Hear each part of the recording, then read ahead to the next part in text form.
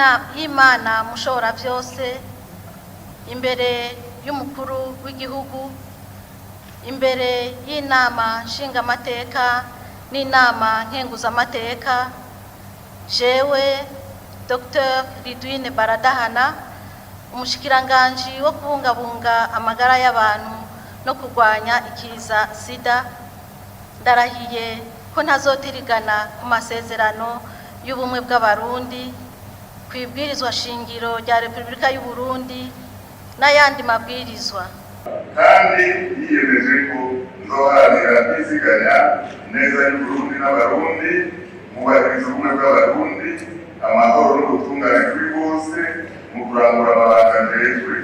Ndiyemeje kurwanya ibyumviro n'ingendo zihonyabwoko no gukumirana, guharanira no guteza imbere agateka ka muntu n'ako abenegihugu bose.